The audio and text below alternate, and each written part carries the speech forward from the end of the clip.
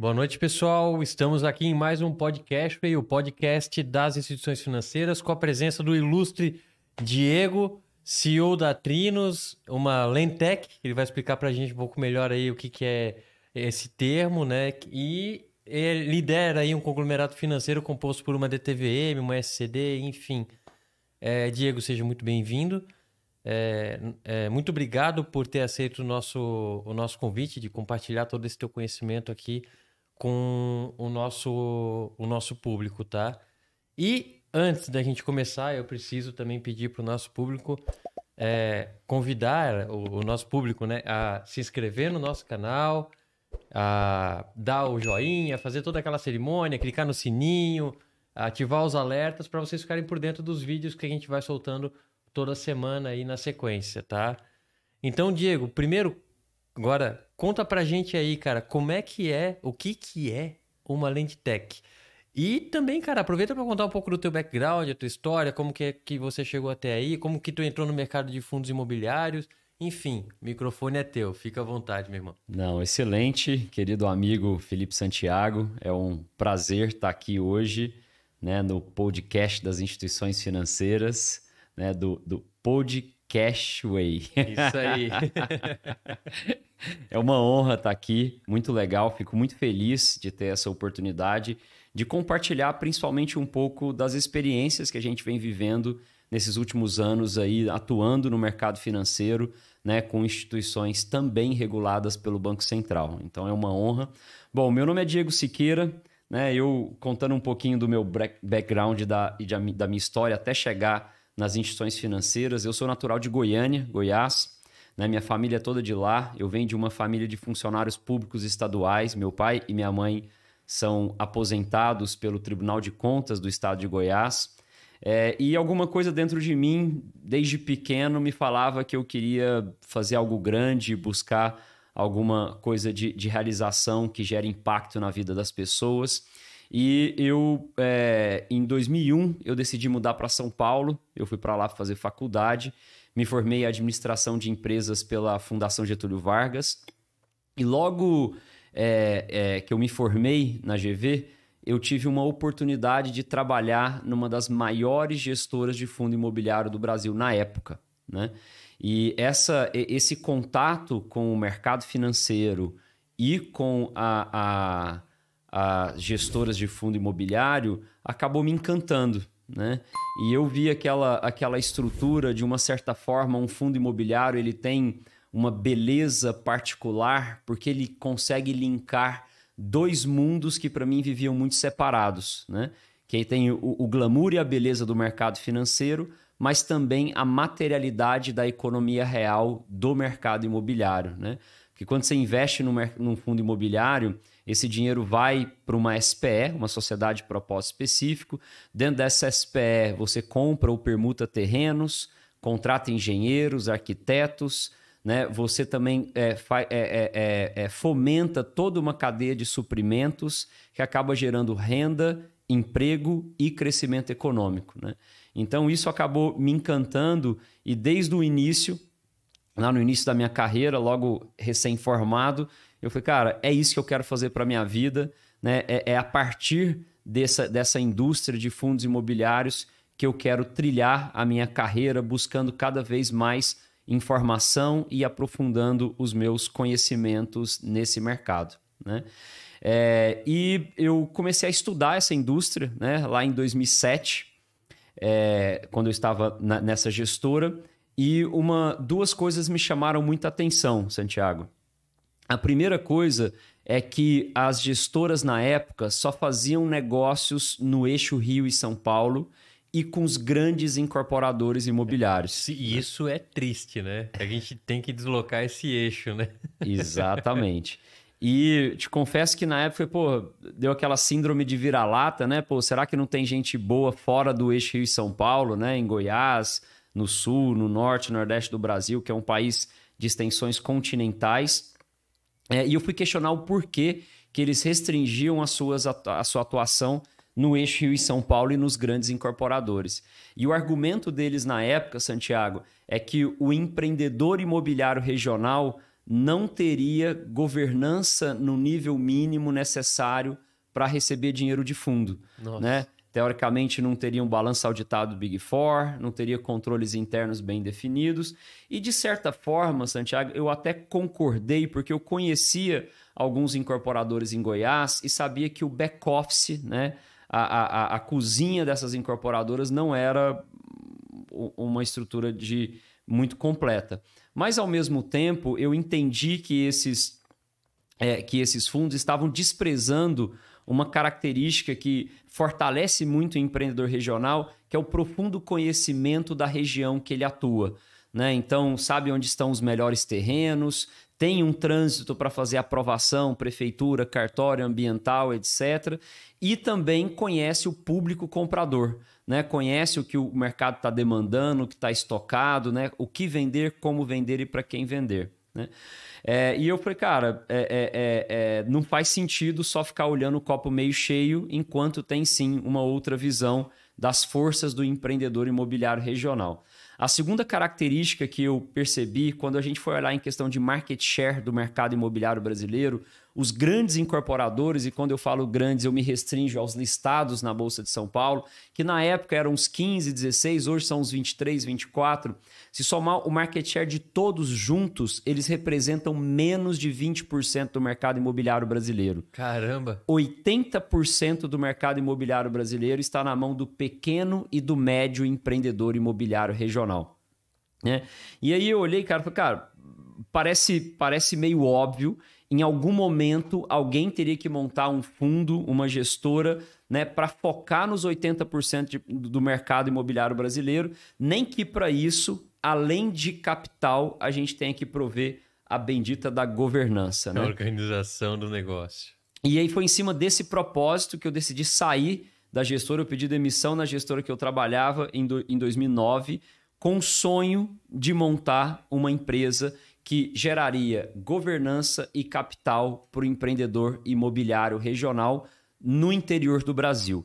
E, obviamente, como o foco era olhar para o interior do Brasil, né, não ficar preso ao eixo Rio e São Paulo, não faria sentido eu fazer essa empresa, fundar essa empresa em São Paulo. E eu decidi retornar para Goiânia, né, um bom filho a casa retorna, retornar para Goiânia. E lá eu fundei a Trino junto com a minha sócia, a Giovana, né? E desde então a gente vem dedicando todos os esforços para servir, né, fortalecer o empreendedor imobiliário regional. E dentro desse contexto, a gente começou com todas as barreiras de entrada do mercado financeiro. A gente começou tirando primeiro uma licença de consultor de valores mobiliários. Depois a gente tirou uma licença de gestor de fundos, né, o que permitiu criar os nossos primeiros fundos, né, e sem dúvida nenhuma é uma das partes que eu tenho uma paixão especial, que é gerir fundos imobiliários. Os nossos fundos são listados na B3 hoje. Tu mesmo é gestor de fundos hoje. Eu tenho licença... deve ter outros gestores, obviamente, é claro, né? Mas você também eu tenho a licença gestor... CGA de gestão Legal, de fundos imobiliários pela bacana. CVM. Desculpa interromper. Que isso. E depois a gente tirou uma licença de securitizadora de recebíveis. Legal. Depois a gente tirou uma licença, na verdade a gente adquiriu uma licença de DTVM, que aí já entra no nosso mundo aqui de instituição financeira. Nós adquirimos em 2016, Santiago, a BBM DTVM, né? A BBM é uma instituição bastante conhecida no Brasil, né? Na década passada, principalmente. Eles tinham um banco, etc.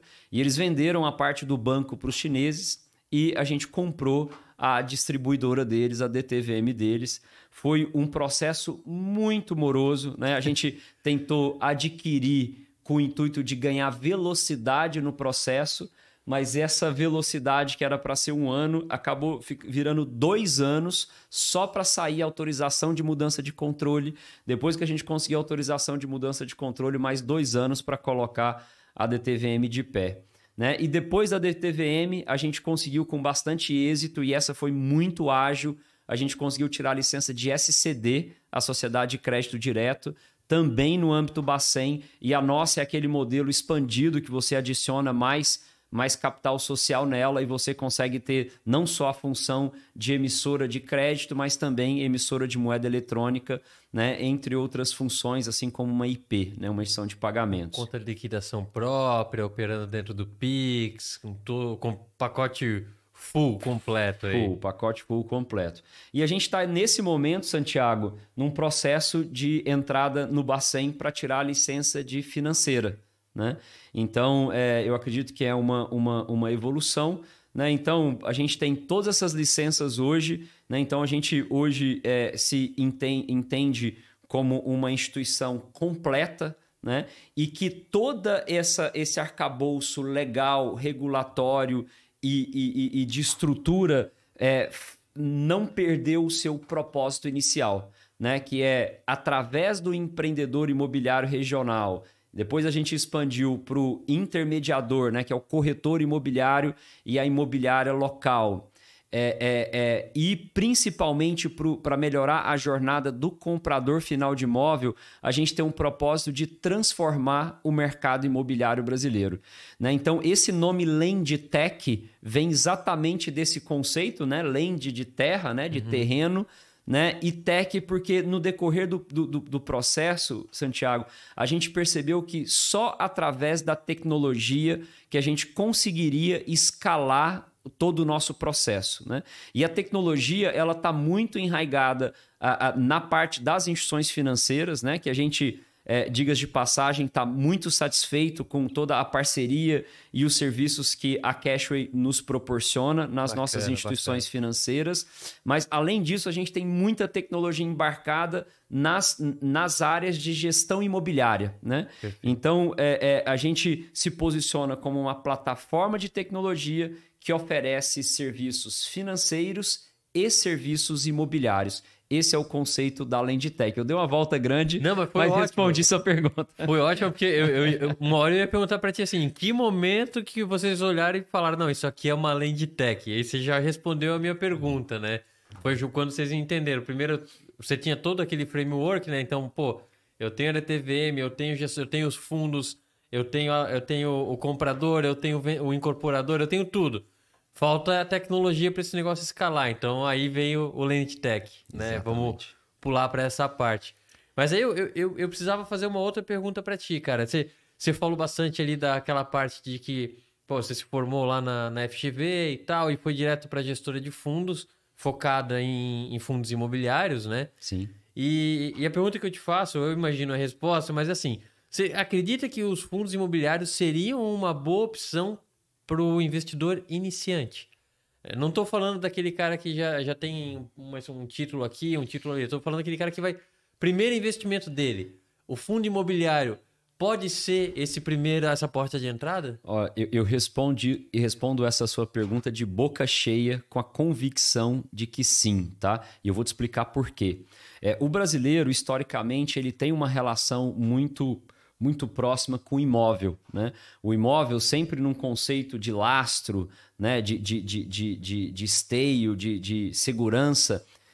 E através do imóvel, o brasileiro sempre buscou poupar, né? Acumular, armazenar. A casa própria, né? A casa própria, buscou armazenar os seus investimentos, o seu capital, né?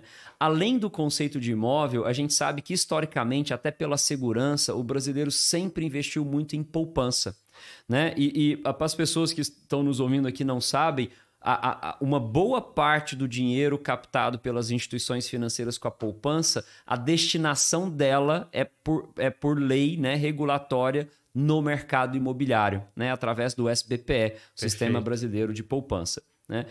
E aí, na minha humilde opinião, o fundo imobiliário veio para unir esses dois conceitos, né? Então, ele traz a mesma segurança do imóvel, até porque ele tem imóvel nos seus ativos, né? Até por essa cultura europeia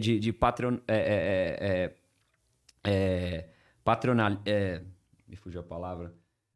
Patrimônio, né? Uhum. Patrimonialista, desculpa.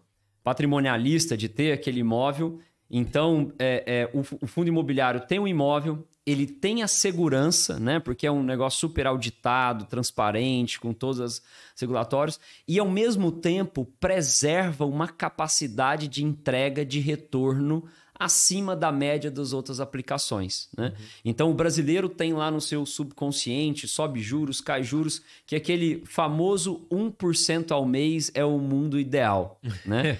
Então, assim, se for muito mais do que isso, as pessoas ficam com medo e desconfiadas, e se for muito menos, as pessoas ficam insatisfeitas, né?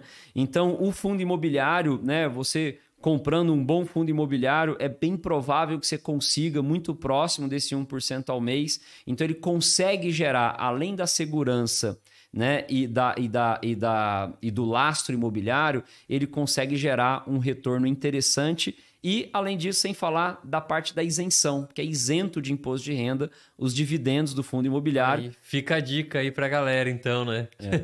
Cai na conta todo mês a distribuição de dividendos isento de imposto de renda. Então, sem dúvida nenhuma, o fundo imobiliário é um ativo recomendável para marinheiro de primeira viagem e também para investidores bastante experientes. E tem o lastro, né? O lastro, ele é um tangível, né? Ele tá ali, ele existe, é o imóvel, né? No final das contas, é aquilo que está lastreando o recurso do fundo. O número, para você ter uma ideia, Santiago, hoje no Brasil tem em torno de 1.700.000 CPFs investidos em fundos imobiliários.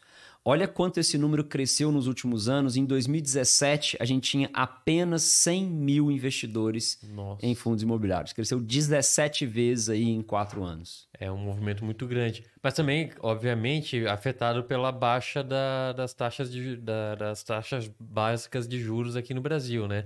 E aí, cara, falando um pouquinho sobre isso, eu já queria emendar.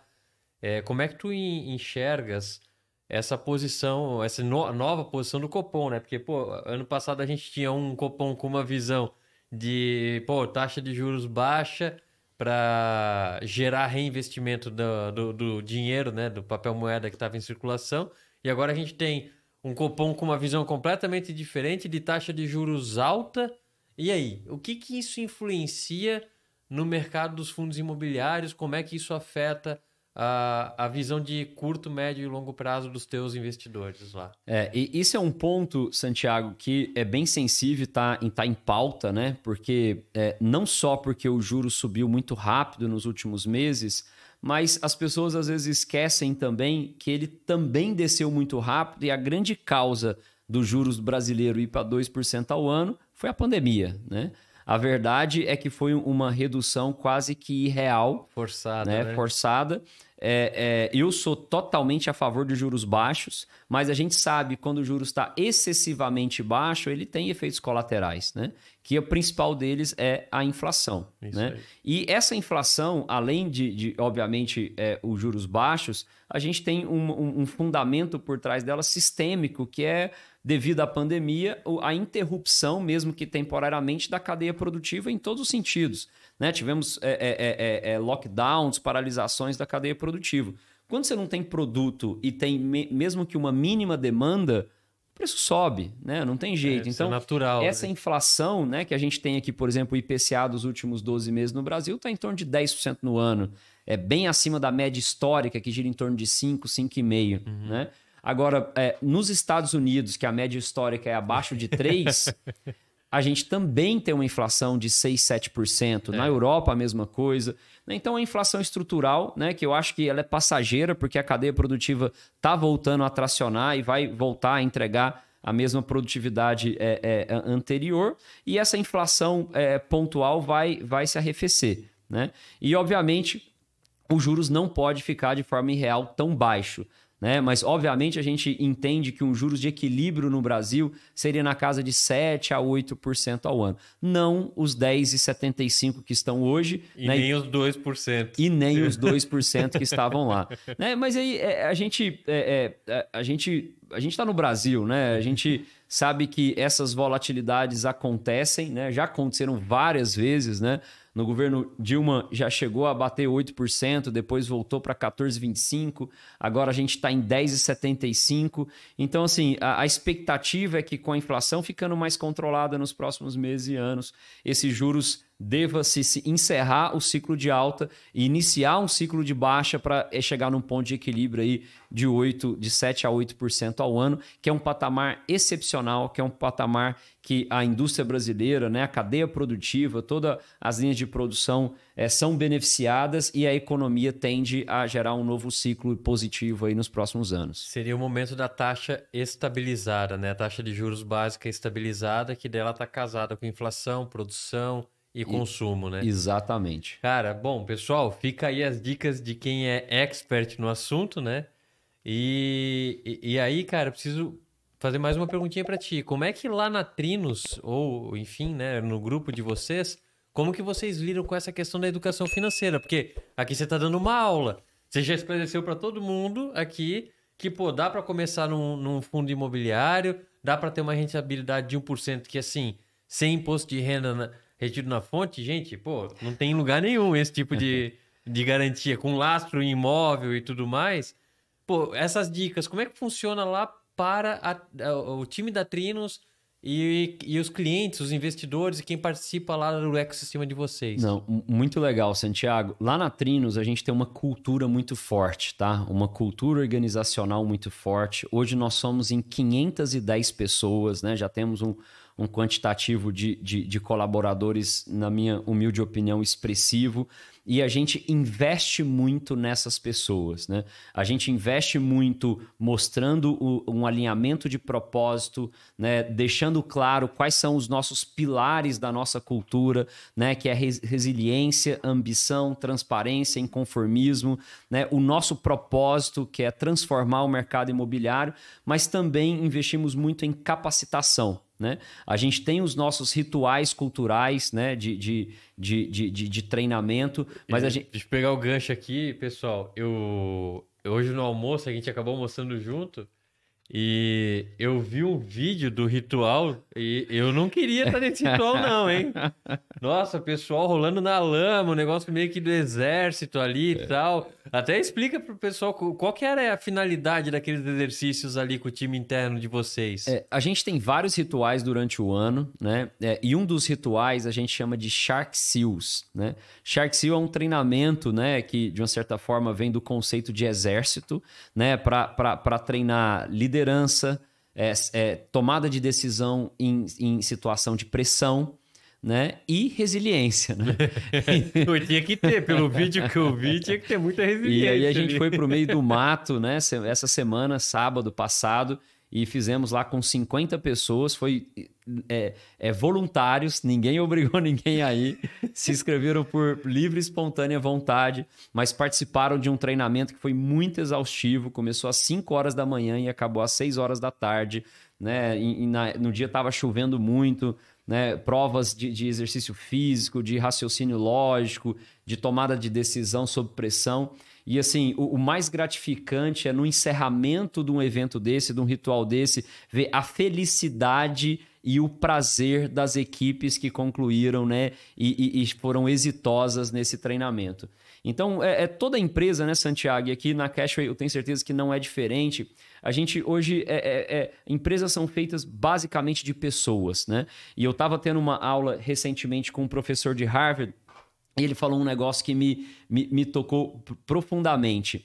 Pessoas boas querem estar perto de pessoas boas, né? Perfeito. Então, se você conseguir realmente juntar aquele primeiro núcleo de pessoas bem intencionadas, alinhadas, capacitadas, é natural que você atraia mais pessoas do mesmo nível, né? E isso vai virando um círculo virtuoso imparável, né? Então, a nossa função ali é realmente tirar as pessoas da zona de conforto, provocar os seus potenciais. Eu gosto de dizer que todo mundo tem a sua genialidade, né? Só que ninguém é gênio em todos os sentidos, né? Então, o que você tem como líder é encontrar a genialidade da pessoa e deixar ela focada para fazer aquilo que ela tem a genialidade e não perder tempo em fazer o que não é a aptidão dela, o que ela não faz com prazer. Porque quando você identifica a genialidade dela, a pessoa acha a paixão dela, e quando você faz uma coisa com paixão, você se entrega de verdade, de corpo e alma, e eu tenho certeza que você vai fazer muito bem feito aquele negócio, e aquele negócio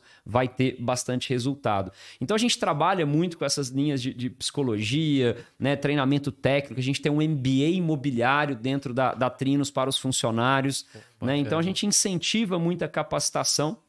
A gente, no passado, já deu muitos cursos para fora também, né? Mais recentemente, a gente tá focando, porque acaba que a empresa cresceu bastante, a gente está focando na capacitação dos nossos funcionários, que a gente chama carinhosamente de sharks, né? Tubarões do Cerrado, onde não tem mar. Pois é, mas tem o tubarão lá, vamos lá. Então, a gente gosta muito desses treinamentos. Oh, bacana. E na parte, você falou agora do time, né? Como que vocês formam um time, engajam o time, mas o cliente final, aquele que está consumindo ali os serviços da Trinos, né? Qual que é o programa que vocês têm, se tem, né?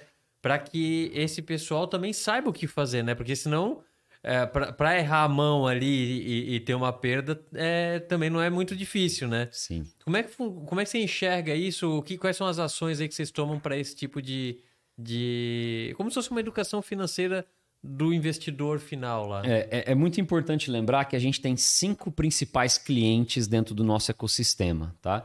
Nós temos o investidor, né, que traz o capital para os nossos veículos financeiros, né? Nós temos o empreendedor imobiliário regional, que tem os melhores projetos, que nos apresenta os empreendimentos imobiliários para serem investidos e receberem a nossa governança.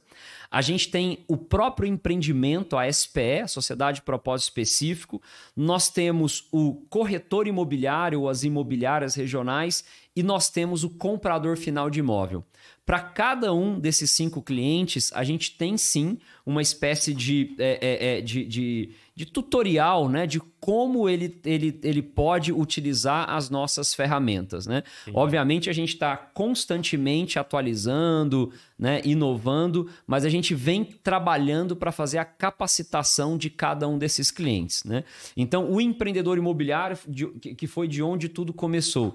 Então quando a gente fecha um negócio com esse empreendedor, a gente tem uma espécie de onboarding para esse cara. Fala, amigo, você vai entrar aqui numa jornada. As ferramentas que vão estar disponíveis para vocês são essa e essa e essa. Você pode usar essa ferramenta assim, assado, etc. Então, a gente dá também um treinamento para cada um desses clientes, né? E eu não poderia deixar de mencionar que nós enxergamos aqui o trabalho que a gente vem fazendo com a Cashway, né? A parte de banking como a grande âncora ou o grande hub de comunicação e principalmente de fidelização de todos esses clientes, né? Então, seja o investidor, seja o empreendedor, seja o comprador final de imóvel, a imobiliária e a SPE, todos vão utilizar a conta digital, realizar os seus pagamentos dos boletos, né? Emissão, recebimento e pagamento de boleto, que a SPE emite o boleto para o cliente pagar. Então a SPE recebe e o cliente paga, né? Da mesma forma, a parte do cartão, né? O cartão de débito hoje aqui com vocês, né? Estamos olhando juntos aí para daqui a pouco fazermos crédito também, né? Mas e a ideia é, como a gente tinha falado, sair da zona de conforto, né? Muita gente tá vendo aí e já entrando no propósito aqui da Cashway, a barreira de entrada para você entrar no mundo de instituições financeiras no Brasil começou a diminuir, né? Talvez inicialmente por iniciativa do próprio Banco Central, né, que está incentivando essas fintechs, SCDs e outros tipos de instituições a iniciarem a sua operação, só que não adianta nada o Banco Central conseguir abaixar essas barreiras se as pessoas não saberiam como colocar isso em prática, né? Com que ferramentas, com que sistemas, né? Que apesar da barreira de entrada estar diminuindo, a transparência, a segurança, os cuidados só estão aumentando, né? Com Open Banking, com toda essa estrutura, Pix, etc. Então, a Cashway veio exatamente para ajudar, né, essa democratização de serviços financeiros, e isso para a gente é música para os nossos ouvidos, que ela vem exatamente contribuir para esse hub de link financeiro com todos esses nossos clientes. Todos esses nossos clientes precisam de ter as suas estruturas bancárias, e eu digo mais, Santiago, a gente trabalha muito com loteamento popular, tá? Muitos dos nossos clientes ainda são desbancarizados. A gente ainda está contribuindo para a bancarização de pessoas que não tinham uma conta corrente, que não tinham uma conta digital, que não tinham sequer um cartão de débito. Então, a gente também contribui para essa democratização da bancarização. Tornando o sistema financeiro mais inclusivo. Mais inclusivo, exatamente. Sensacional. Só que não adianta pensar no novo sistema financeiro com cabeça antiga, né? Não dá para você, nenhum, né? Não dá para você montar uma conta digital e querer ficar cobrando tarifa mensal, coisas caras. Você tem que inovar, né? Você tem que sair da zona de conforto e criar situações de que você agregue valor para esses clientes e, com certeza, através desse valor agregado, você também vai ser muito bem remunerado nesse processo. Bacana, cara, bacana. Pô, obrigado aí por todos esses esclarecimentos. E aproveitando aqui, né? Conta com a Cashway, cara. A gente vai ser esse hub para democratizar os serviços financeiros. Essa é a nossa visão. A gente quer incluir muita gente no sistema financeiro. E as instituições financeiras de pequeno porte, segmento S5, são o veículo. A gente enxerga o veículo. Por isso que a gente criou o podcast para dar voz para elas, para que tenha cada vez mais gente envolvida nesse cenário. A gente sabe que a inclusão aumenta, a competitividade diminui as taxas, as tarifas, e a gente melhora todo o nosso ecossistema financeiro. Mas deixa eu trocar um pouquinho de assunto de novo. Vamos lá. Vamos lá. Vou falar de um negócio aqui que chama a atenção de muita gente. SCD. Você falou um pouquinho ali no começo, né, da Sociedade de Crédito Direto. Vocês pegaram autorização no Bacen, fizeram esse processo em 3 meses. Eu ainda quero olhar esses protocolos, tenho minhas dúvidas, mas acredito aí que vocês estão falando que fizeram. Enfim, mas, cara, conta pra gente, primeiro, assim, a intenção de ter a SCD, né? Por que vocês foram para esse mercado? Como vocês fizeram isso em 3 meses? Todo mundo quer saber, tá? Se puder contar esse segredo, vai ser ótimo, tá? E como que vocês veem os objetivos da SCD juntando com os objetivos do que vocês têm hoje lá na Trinos, na operação do dia a dia? Sei que da conta você já pagou, mas eu imagino que deve ter uma vertical de crédito também envolvida nisso tudo.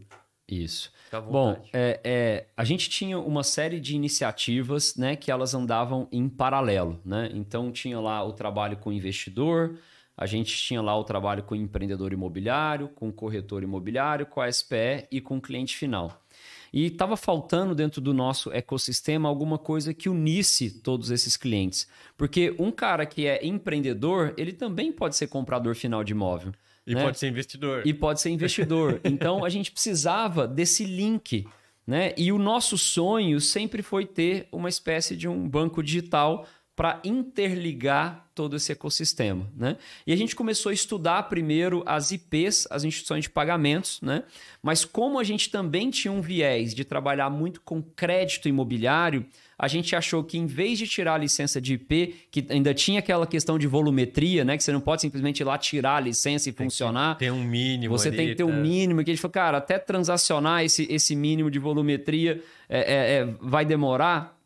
A gente decidiu por esse motivo e entendendo que a SCD, no conceito turbinado, que você coloque um pouco mais de capital, ele também atua como IP, né? Como instituição de pagamento, como emissor de moeda eletrônica.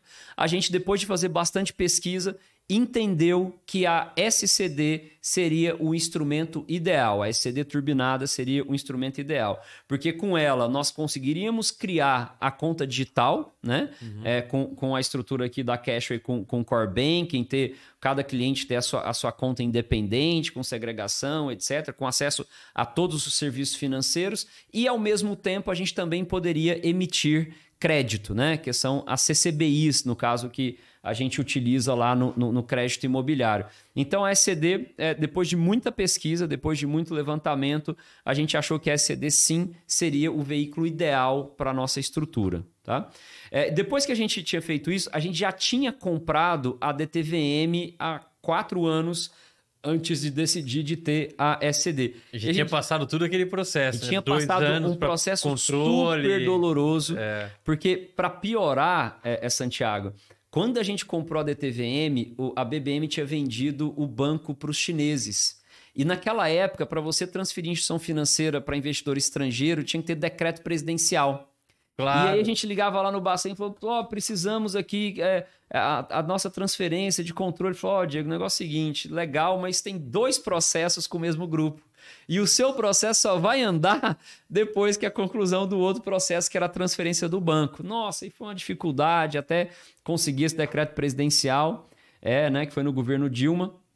E aí conseguiu transferir, depois a gente conseguiu a nossa transferência de controle na DTVM. Então a gente passou muito tempo, né, conversando com os técnicos do Banco Central, né, passamos por todas as sabatinas, então a gente já tinha aquela, digamos, a gente já estava no ecossistema Bacen, né? Então a gente já era um player conhecido pelo Banco Central por todo esse processo moroso que a gente passou. Então eu acho que a bagagem que nós tivemos no primeiro movimento Bacen nos ajudou muito em questão de conhecimento, expertise, para fazer o segundo movimento de SCD. Né? E aí, no primeiro, inclusive, a gente tinha contratado uma consultoria externa, né, de pessoas técnicas do segmento para fazer a aquisição da DTVM, que foi muito válido, ensinou a gente pra caramba, valeu muito a pena, mas como a gente já tinha adquirido esse conhecimento, na segunda instituição financeira a gente não contratou ninguém. A gente decidiu fazer com o time próprio de compliance, né? Então a gente montou todos os documentos, o business plan, toda a estrutura e demos entrada no Bacen com a expectativa que poderia demorar tanto quanto a DTVM. Para nossa surpresa, foi muito rápido. Né? Foi muito rápido. Não sei se a gente deu sorte, pegou uma época que ninguém tinha entrado. Mas vocês tiveram uma entrevista no Bacen ou tipo vocês protocolaram o processo? Colocaram lá o título público com o valor e tal, calcionaram tudo e de repente receberam um ofício dizendo que estava aprovado? Exatamente. É porque a gente já estava no âmbito Bacen, né? A gente já tinha feito todas as entrevistas várias vezes. Na DTVM. Na DTVM. Então a gente era velho e conhecido lá. Talvez o Bacen nem queria mais falar. Não, esses caras já fizeram tudo que tinha que fazer do mais difícil, vamos mandar essa aprovação para eles. E talvez também a gente passou por esse processo no meio da pandemia, né? A gente entrou... se não me engano, final de 2020 e ela saiu no começo de 21. Então, a pandemia começou em março de 20, né? Então, a gente estava ali naquele meio pandemia, passa, não passa, tal. Então, talvez isso tenha ajudado. Tenha ajudado um pouco, né? Mas é porque normalmente vem assim, mais um requerimento de informação adicional, alguma coisa assim, né? E aí o tempo também, né? Mas, 3 meses você receber... Vem aquele ofício dizendo assim, você tá aprovado, agora me fala qual é o dia que começa. É isso aí. Né? Que dá aquele...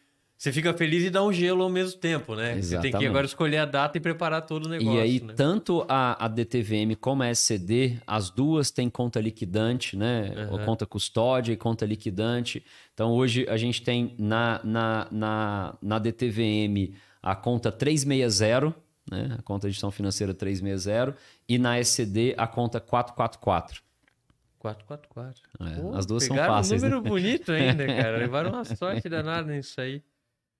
Cara, legal, bacana. Fica a dica aí. Quem quiser entrar com o processo de SCD, faça muito bem feito. Leia lá no Cisorf toda a documentação que tem lá, faz tudo aquilo lá. Que existem, sim, aqui está a prova viva, casos de SCDs que foram aprovadas em 3 meses da data do protocolo lá no Banco Central, sem ter que participar de nenhuma reunião presencial para seguir com isso. Então, parabéns aí pro time da SCD de ter conseguido essa façanha. São os únicos que eu conheço que conseguiram fazer isso. Reunião presencial não teve, mas teve alguns vídeos, tá? Tudo bem, mas normalmente tem uma presencial, assim, pelo menos. E talvez a presencial não aconteceu por causa da pandemia, né? Verdade. Que o Banco Central também, por causa da pandemia, talvez não estava possibilitado. Cara, e vamos falar um pouquinho agora também de Open Banking, ou Open Finance, né? Como o mercado está se dirigindo agora, né?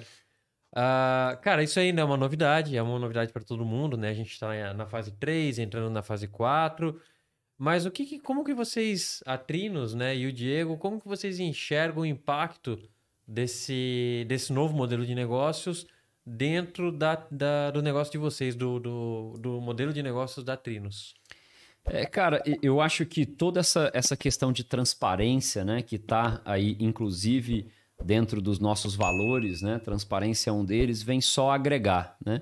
Então, o Open Bank, para quem não conhece, é exatamente a possibilidade de dar transparência nos dados, né, financeiros de correntistas, dos bancos, etc.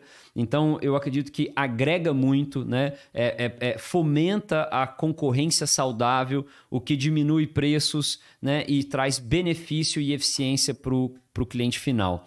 Então, sem dúvida nenhuma, isso como vários outros itens que estão em andamento aí, como o sistema de valores a receber, né, que você estava a gente estava discutindo agora há pouco, são todas inovações, né? O próprio Pix, né, que é uma inovação. Eu tive o prazer de ter uma audiência com o Roberto Campos Neto recentemente e, assim, fiquei super encantado com a proatividade, com a visão de transformação que o presidente do Banco Central tem realmente na democratização, né? O Roberto Campos é um garoto propaganda aqui da Cash, que ele fala exatamente disso. Vou pegar isso aí. Que ele fala exatamente esse discurso, e até por nós estarmos no centro-oeste do Brasil, né, tem uma série de incentivos, né, incluindo pelo PL, né, pelo capital mínimo necessário, a gente tem uma diminuição desse valor. É 50%? É 30% de diminuição. 30% de diminuição. Tem 70% do valor cheio. Então, assim, eles estão sim incentivando, né, essa democratização e entrada de novos participantes no mercado e ferramentas que gerem mais transparência, mais acesso a dados, né, portabilidade, entre outros, que vai gerar eficiência, democratização e custos mais baixos para os clientes finais, sem falar na melhora dos serviços. A portabilidade também, né, dessa informação de um lugar para o outro, é o que vai gerar aí muita competição e é um custo muito menor, né? Hoje, se a gente precisar saber um score, um rate de uma pessoa, você vai ter que pagar lá um birô, um valor bem alto. Agora, com o Open Bank, você vai lá e varre. Tendo o consentimento daquela pessoa, você vai lá e tem todo o acesso financeiro dela, você tem a realidade. Ó, isso aqui é a vida dessa pessoa. Pô, legal, vou conceder, eu não vou conceder crédito para ela. Então, o Open Bank é isso que você falou mesmo, né? Democratizar o acesso aos serviços financeiros. Exatamente. E para aquelas instituições, né, que precisam participar do Open Banking, a gente sabe que tem um rol de instituições financeiras ou de pagamentos, aquelas que são detentoras de contas, que são obrigadas a participar pelo menos da fase 3 do Open Banking, né? O que você recomendaria para eles? Porque a gente está vendo, pelo menos aqui na Cash, né, o telefone toca aqui, cara, o que eu faço com o Open Banking? Eu não sei o que fazer com o Open Banking. O que você recomendaria para esse público, para esse pessoal aí que está precisando entrar e não sabe por onde ir? Eu recomendo contratar a Cashway. Porque foi exatamente isso que a gente fez. A gente está iniciando o processo aqui de Open Banking, de Pix com a Cashway.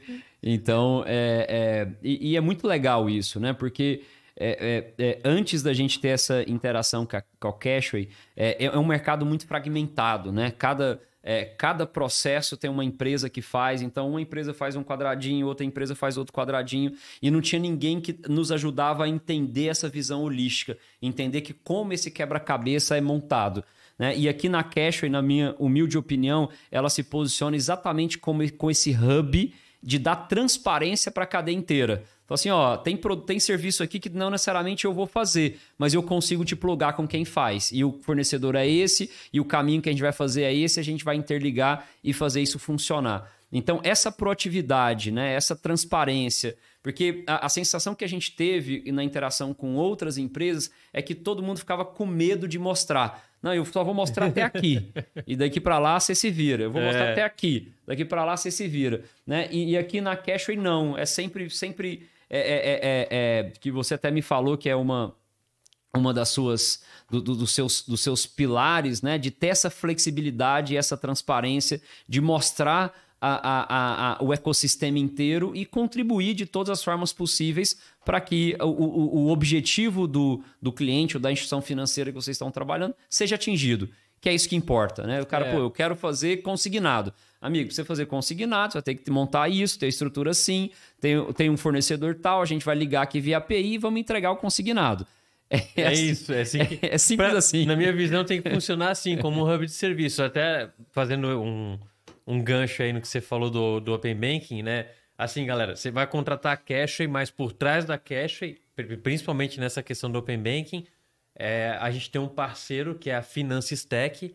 Eu tô colocando o nome deles aqui porque os caras são excelentes. Foram a primeira empresa no Brasil a ser certificado Open Banking Brasil. E são sensacionais. Eles têm um time sensacional. O que a gente fez? A gente montou a nossa integração já nativa com eles, dado isso, e a gente faz essa conexão, como você falou mesmo. Você está com dificuldade lá, estou com problema aqui na fase 3, preciso resolver isso aqui, tem que ser rápido. Ok, não é que a Cashway está resolvendo, mas a gente montou essa conexão, a gente foi atrás da solução do problema, porque deixar a instituição financeira lá passando a dor também não era justo. Sim. Então, assim, também a gente tem que deixar aqui os nossos elogios para a Finances Tech, que são os caras que fazem essa parte do Open Bank aqui na Cashway. Legal. Tá? E o Open Bank é um dos exemplos, né, Santiago? Eu acho que tem vários outros serviços que funcionam da mesma forma, né? Bastante. Que a Cashway mostra o caminho, pluga em parceiros que têm as ferramentas funcionando como esse hub de linkar todo esse ecossistema que não tem como a gente falar, é super complexo, né? E requer uma série de requisitos, seguranças, né? Infraestrutura, que não é simples, né? Então, você tendo uma empresa igual a Cashway que vai te abrir a cabeça e vai te mostrar todo o ecossistema e te ensinar o caminho para você conseguir colocar o seu serviço e a sua instituição financeira de pé, isso é muito valioso. E da forma mais eficiente possível.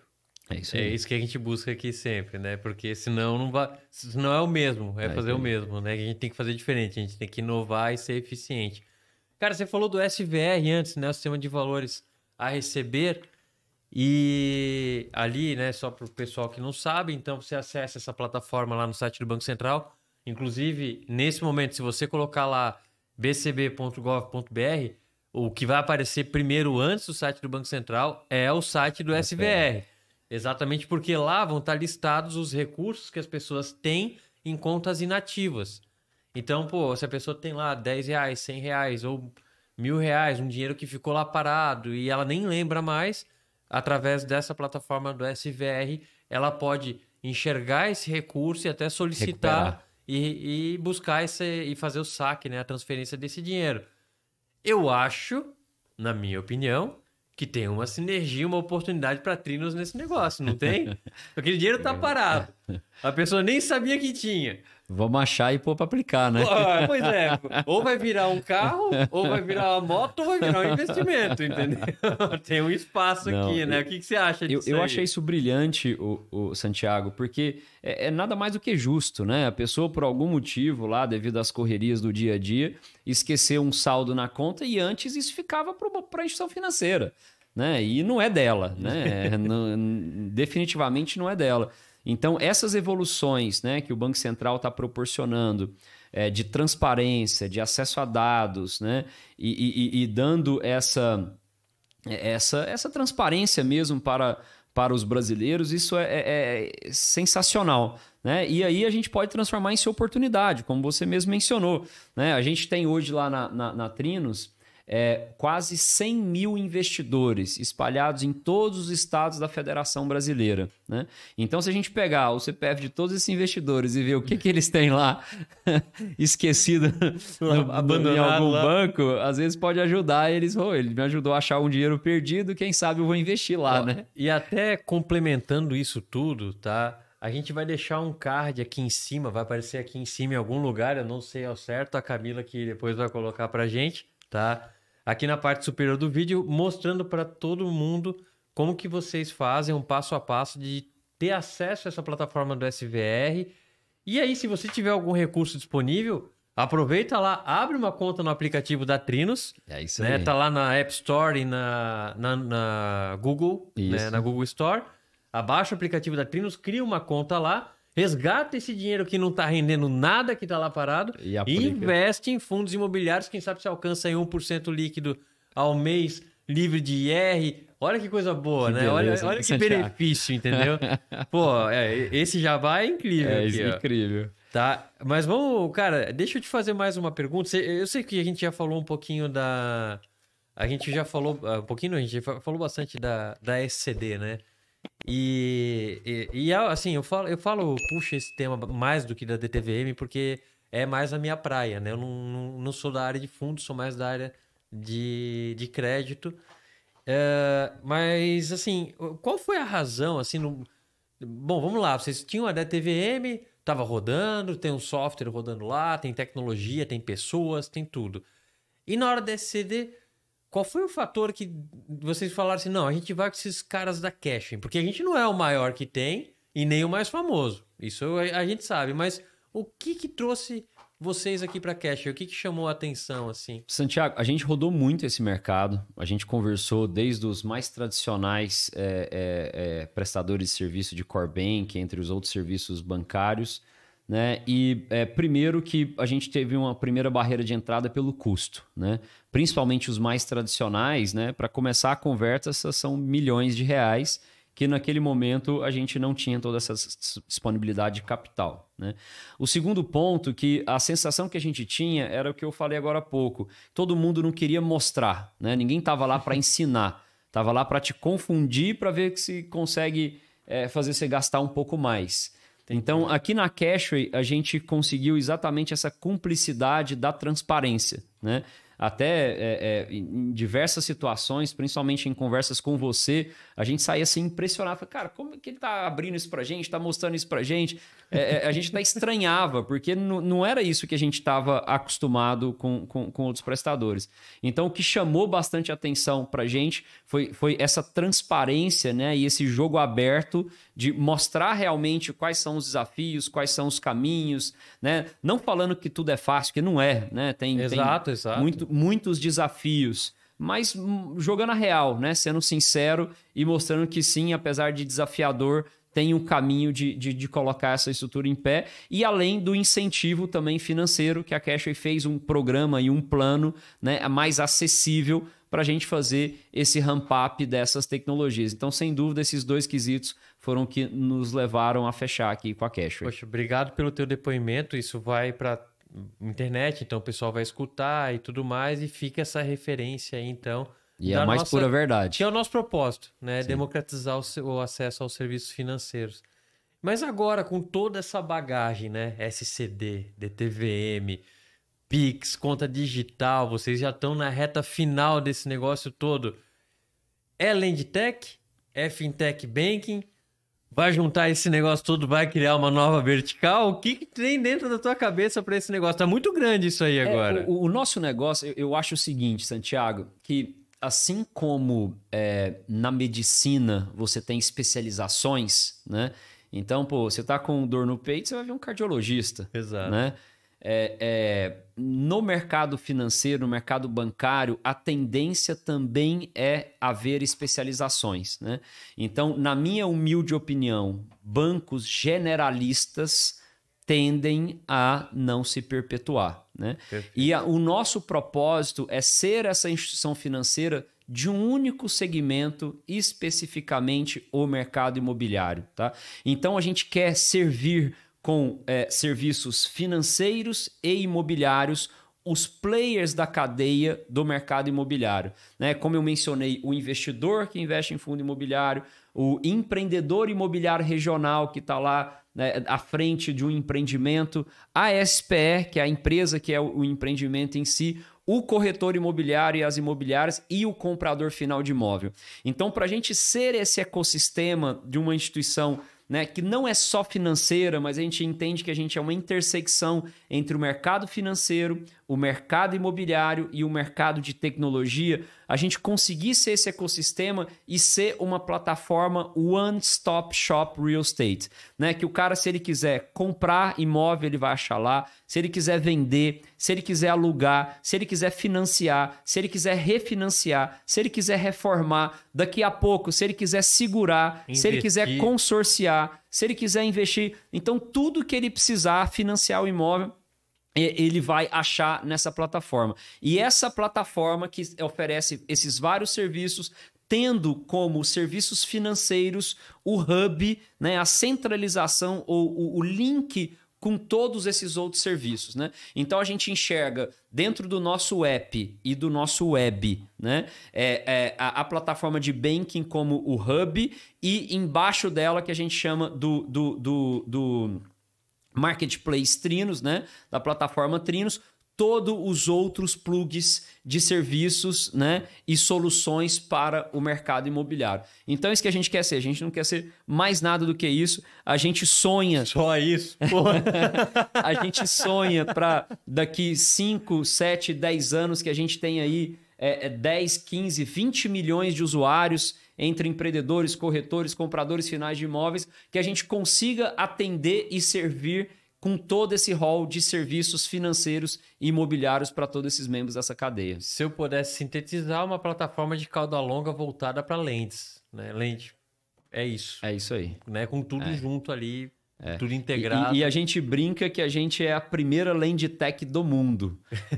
Que a gente é um neologismo, né? Então, hoje tem PropTechs, né? Que são empresas que trabalham com o mercado imobiliário, construção civil. Tem as Fintechs, que são o mercado financeiro. Tem as Lotechs, que são do mercado jurídico. A gente é uma mistura de todas elas. E o conceito de Land, porque a gente trabalha também muito com loteamento, e o Land Bank, né, que é conhecido como estoque de imóveis, é o berçário do segmento imobiliário, é de onde tudo começa. Para você fazer um prédio, para você fazer uma casa, para você fazer um loteamento, você tem que ter um terreno. Né? Para fazer um bairro, você tem que ter um terreno. Então, o conceito de full service do terreno ao cliente final, à casa própria, a gente quer servir toda essa cadeia. E um ponto muito importante, Santiago, a gente preza muito para o modelo colaborativo. A gente nunca vai querer substituir o empreendedor regional. A gente nunca vai querer substituir a imobiliária regional. A gente quer fortalecer os bons empreendedores e as boas imobiliárias no Brasil inteiro. Como a gente mencionou mais cedo, o mercado imobiliário é super pulverizado. 80% do mercado imobiliário está na mão do pequeno e do médio empreendedor regional. E a gente quer chegar nas regiões e encontrar os campeões regionais. Aquele cara que durante anos conseguiu desenvolver bairros, loteamentos, prédios, sem assistência de governança e de capital de ninguém. Muitas vezes a maioria das instituições financeiras, dos fundos, ignorando esse cara, não tendo acesso a capital, não tendo acesso a instrumentos, e a gente quer prover todas as ferramentas que um grande player de capital aberto tem para um pequeno player regional, uma vez que ele também tem o direito de mostrar os seus potenciais e entregar moradias, né, imóveis consistentes e bacanas para as famílias. E um ponto muito importante, saiu uma reportagem recente que o brasileiro, se não me engano, 80% do brasileiro, né, assinalou lá na pesquisa que dá mais valor na casa própria do que vários outros itens, do que casar, do que ter filho, do que um monte de coisa. Uma das principais prioridades do brasileiro é a casa própria. Porque se você parar para pensar, Santiago, a aquisição de uma casa própria, normalmente é o maior compromisso financeiro que uma família faz no decorrer da sua vida. O mais longo, pagando, mais longo e o mais valioso. Então a gente está trabalhando, cara, com uma expectativa, com um sonho das pessoas. Né? Então, assim, a gente tem que ter um cuidado e um carinho muito especial de que forma que a gente oferece esse serviço cada vez mais simples, mais fácil e mais barato e mais eficiente para toda essa cadeia. Perfeito, cara, perfeito. Diego, conta pra gente aqui um pouquinho, cara, objetivos estratégicos da Trinos. Agora pinga fogo, assim. Eu sei que tem coisas que tem non-disclosure e algumas coisas você tem disclosure. O que você pode falar, assim, de objetivo macro estratégico da Trinos pro próximo ano ou pros próximos 2 anos, assim? O que vocês estão enxergando aí? Legal. A gente, em questão de estratégia, a gente teve um marco muito importante no ano de 2019, que a gente teve o prazer de conhecer aí pessoas, né, e empresas que acreditaram no nosso sonho e de uma certa forma, agregaram o nosso cap table. Né? Então, a gente trouxe aí para a sociedade a LTS, né, que é a nova 3G, né, que faz parte lá, o Betsy Cupira e seus sócios, e o André Street, fundador da Stone, junto com o Edu, que é o sócio dele lá na Stone, eles investiram na nossa holding, na Trinos Co, e eles são nossos sócios, né, desde 2019. Oh. E sem dúvida nenhuma, a entrada dessas pessoas que têm um conhecimento gigantesco, tanto no mundo de tecnologia, como no mundo de cultura organizacional, como de expansão, de crescimento, de escala, nos ajudou muito a chegar nesse modelo que a gente entende que é o modelo escalável, o modelo eficiente, o modelo de crescimento. Tá? Então, a gente não quer perder muito tempo na criação do modelo, a gente achou o trilho, agora é pegar velocidade. Né? A gente está... Growth total. Então, a gente está pegando velocidade, o trilho já tá engatilhado, e a gente está acelerando, né? Então, a gente vem crescendo, a gente saiu aí de 250 pessoas, quase 300 pessoas em 2020 para fechar 2021 com 510 pessoas, a perspectiva de 2022 agora ir para 750 pessoas. Lembrando que de 2021, das 510 pessoas, quase 90 pessoas são do time de tecnologia, né, que ajudam na gente em toda essa plataforma. Pesquisa, desenvolvimento. Dados, arquitetura, programadores, arquitetos, já falei, desenvolvedores. Então, realmente o designers, né? Então, a gente tem bastante gente boa lá nesse ramo. E das 250 vagas que a gente abriu para 2022, 140 vagas são de tecnologia, né? Então, a gente realmente está pivotando o nosso negócio para uma plataforma tecnológica. E aí, além disso, a gente decidiu agora no final de 2021 que a gente precisaria dar mais um passo e trazer mais gente boa para o CapTable para nos ajudar a romper barreiras e escalar o nosso negócio, né? Então essa parte ainda é sigilosa de quem são os parceiros que a gente está finalizando as conversas, mas se Deus quiser, daqui a pouco, algumas semanas, a gente vai poder anunciar oficialmente quem são os novos sócios que estão entrando na Trinos Co, que com certeza são pessoas da melhor qualidade, que vão contribuir para esse plano de expansão, né? E a gente tem um sonho, porque o mercado imobiliário, por muitos anos, ele foi conhecido como um mercado não possível de se escalar. Porque tem uma parte da incorporação, desenvolvimento imobiliário, que ele é artesanal, né? Que ele é ali no detalhe. E aí todas as incorporadoras que tentaram crescer para o Brasil inteiro acabaram se machucando e fazendo besteira e recuaram para suas praças de origem, né? E a gente, de uma certa forma, conseguiu colocar esse ovo em pé, porque a gente não tem a vaidade de fazer tudo sozinho. Pelo contrário, a gente só fortalece os campeões regionais. Então, uma vez que essa parte artesanal continua sendo feita de forma artesanal, mas depois que ela é concluída, a gente tem uma parte escalável, que é a gestão de carteira, cobrança, atendimento, né, aplicativo e outras coisas, a gente consegue na parte que não é mais artesanal, que essa sim é escalável, com muita tecnologia e processos, escalar o negócio. Então, a gente está muito feliz e otimista, tanto com a entrada da LTS do André e do Edu lá em 2019, que vem ajudando a gente de uma forma espetacular, né? Eu brinco com eles que é impagável, né? Tudo que eles têm contribuído para o nosso negócio, não só de ideias, de insights, inputs, etc., mas também de nos incluir no círculo de relacionamento deles, né? A oportunidade de ter uma reunião com o Beto Sicupira, que é uma lenda do mercado, né? De que eu tive a oportunidade várias vezes de participar de treinamentos que a LTS proporciona para os seus parceiros. Então, de estar nesse ecossistema, assim, já valeu muito, né? E eu acho, assim, que...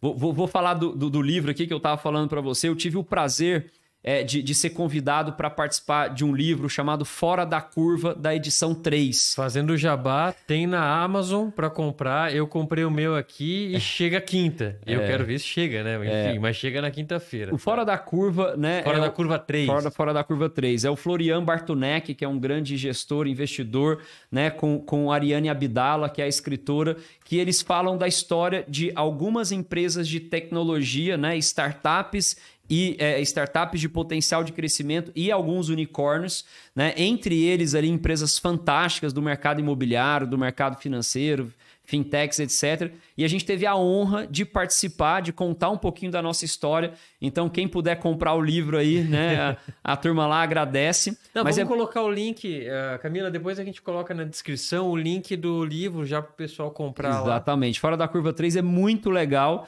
né? E essa experiência, né, de conviver com essas pessoas, né? Tanto a Ariane, o pessoal que inclusive foi uma apresentação do André, é impagável, né? E eu conto lá no livro que num determinado momento da minha carreira, quando eu montei a empresa, e na GV, cara, você é meio que doutrinado a trabalhar pelo dinheiro, né? Puta, eu tenho que ganhar dinheiro, tenho que trabalhar, tenho que fazer dinheiro, tal. E chegou um determinado momento da minha trajetória profissional, empresarial, que nada estava dando certo. Nada estava dando certo. Fazia um negócio não funcionar, fazia um negócio... E eu vi que eu estava infeliz e não estava ganhando dinheiro, né?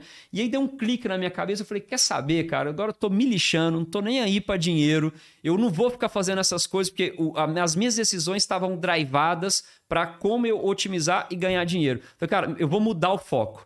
Agora, as minhas decisões vão ser travadas para eu fazer o que eu tenho prazer, que eu vou fazer com vontade, que eu vou gostar de fazer. Então, entre ficar infeliz e sem dinheiro, eu prefiro ficar feliz e sem dinheiro. Então, pelo menos um dos dois eu me realizo. Eu não lembro quem falou, mas quando a gente faz o que gosta, a gente não trabalha nenhum dia da vida, né? É isso aí. E aí, cara, depois que eu virei essa chavinha, que eu comecei a focar e drivar as minhas decisões no meu propósito, na minha paixão, no que eu gosto de fazer, o dinheiro vem por consequência, né? Então você não tem que trabalhar pelo dinheiro.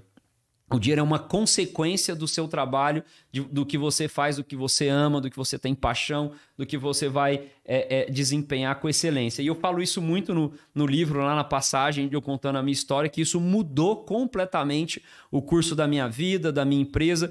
E graças a Deus, né, hoje a empresa está crescendo, né, a gente já virou a curva lá de resultado, então a empresa lucrativa, já tem geração de caixa, de lucro, tem uma cultura muito forte, né?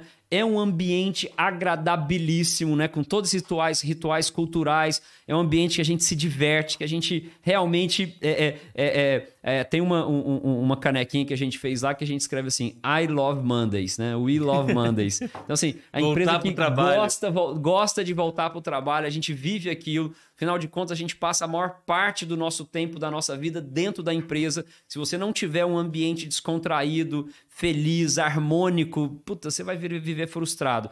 Então, hoje eu sou muito realizado de ter isso dentro da minha empresa, né, do meu ecossistema, com sócios legais, pessoas legais e cada vez atraindo mais pessoas legais. Eu tenho certeza que a gente cada dia mais está preparado para impactar a vida das pessoas, fazer algo grande, que é o que eu sonhava lá desde pequeno.